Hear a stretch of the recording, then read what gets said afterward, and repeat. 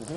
All right, now when writing blog posts, sometimes it's, we write from all sorts of angles in terms of we're teaching somebody or we're giving tips or we're sometimes, getting downright personal. I mean, obviously in a appropriate way, but you want to be authentic. So tell me what the value is in being vulnerable in your blog post in terms of engaging with your list.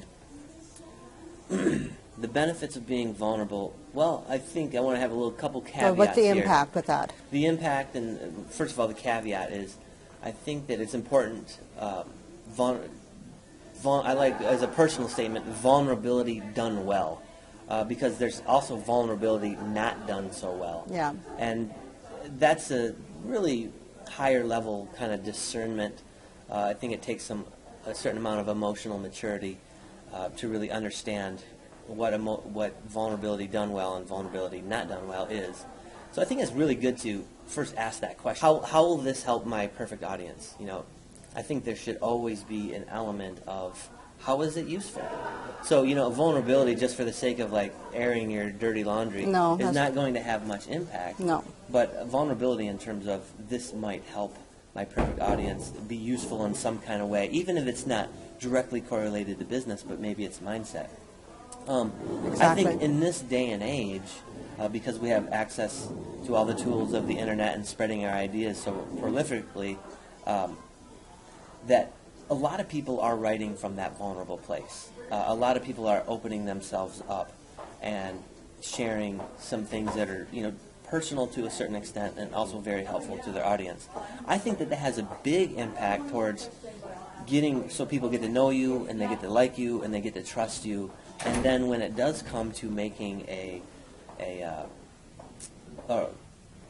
decision about making a purchase, they're a little bit more likely to make that purchase because they say, "Oh, hey, I've learned a lot about this person.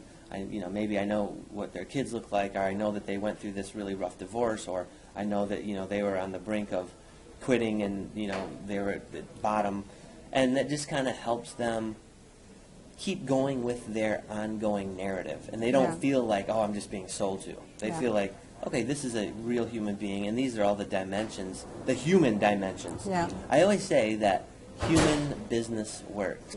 I guess in a nutshell, the reason why I think vulnerability is good, because it's part of a human business, and it's more well-rounded, and it shows a lot of the different dimensions of a real person, and I think that that's attractive. Right.